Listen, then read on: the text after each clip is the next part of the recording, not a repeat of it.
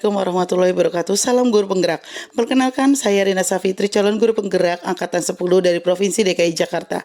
Video atau audio ini merupakan video dari eksplorasi konsep pemikiran saya dalam memaknai dan menghayati pemikiran dari Ki Hajar Dewantara tentang pendidikan yang sudah dipaparkan dalam modul 1.1 Pendidikan Guru Penggerak. Izinkan saya memandu untuk memulai video berikut ini. Ki Hajar Dewantara memiliki nama asli yaitu Raden Mas Suradi Surundiningrat, adalah seorang tokoh pendidikan Indonesia yang sangat berpengaruh dan berperan penting dalam lahirnya pemikiran-pemikiran yang berkaitan dengan pendidikan dan kebudayaan di Indonesia. Asas pendidikan menurut Ki Hajar Dewantara adalah pendidikan dan pengajaran merupakan usaha persiapan dan persediaan untuk segala kepentingan hidup manusia, baik dalam hidup bermasyarakat maupun dalam hidup berbudaya. Ki Hajar Dewantara menjelaskan bahwa tujuan pendidikan adalah pendidikan menuntut segala kodrat yang ada pada murid agar mereka dapat mencapai keselamatan dan kebahagiaan yang setinggi-tingginya, baik sebagai manusia maupun sebagai anggota masyarakat. Oleh sebab itu, pendidik hanya dapat menuntun dan tumbuh hidupnya dari kodrat seorang anak-anak agar dapat memperbaiki lakunya, bukan dasarnya, hidup dan tumbuhnya kekuatan dari kodrat anak. Pendidik diibaratkan sebagai seorang petani atau tukang kebun. Anak-anak diibaratkan sebagai sebuah bulir jagung atau padi, sementara ladang diibaratkan sebagai sebuah sekolah. Pendidikan berperan sebagai pamong yang tugasnya adalah menuntun.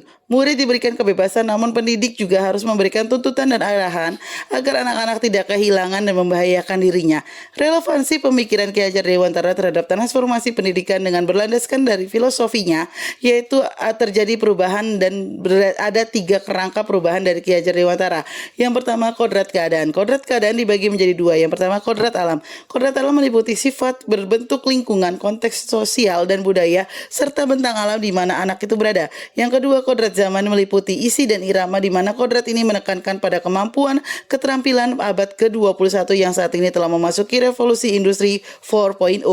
Yang kedua, prinsip perubahan berlandaskan asas trikon, kontinuitas, yaitu perubahan yang terjadi hendaknya tidak melupakan esensi budaya masyarakat yang ada. Yang kedua, konvergensi, yaitu pendidikan harus memanusiakan manusia, memperkuat nilai-nilai kemanusiaan.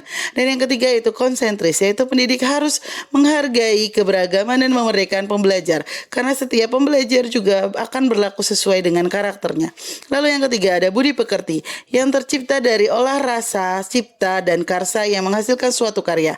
Dalam pendidikan Ki Hajar Dewantara, pendidikan ini harus seimbang dan holistik, yang nantinya akan menghasilkan kesempurnaan bagi budi pekerti yang akan membawa anak pada kebijaksanaan. Keluarga juga merupakan tempat utama yang paling baik dalam melaksanakan pendidikan sosial dan karakter anak. Peran orang tua sangat penting dan bertumbuh kembang anak. Relevansi pemikiran Ki Hajar Dewantara terhadap transformasi pendidikan yang berlandaskan pada filosofi berikut, yaitu keharusan memandang anak dengan rasa hormat. Yang kita lakukan harus berorientasi kepada kemerdekaan anak dan mengutip asas dari Taman Siswa, yaitu bebas dari segala ikatan, dengan suci hati mendekatkan sang anak, tidak meminta suatu hak maupun hamba kepada sang anak. Dengan memaknai pemikiran dari Ki Hajar Dewantara tentang pendidikan yang telah saya pelajari, saya sadar beberapa teknik pembelajaran yang saya berikan kepada anak belum seluruhnya mempraktikkan dari filosofi dari Ki Hajar Dewantara, seperti contoh yaitu pendidikan yang berorientasi kepada murid. Kedepannya saya harus lebih berperan aktif dan menghadirkan pendidikan yang lebih kontekstual, holistik, dan berpusat kepada kemerdekaannya. Demikian sajian dari saya, kurang lebih yang mohon maaf. Wabillahi taufiq wal hidayah. Wassalamualaikum warahmatullahi wabarakatuh.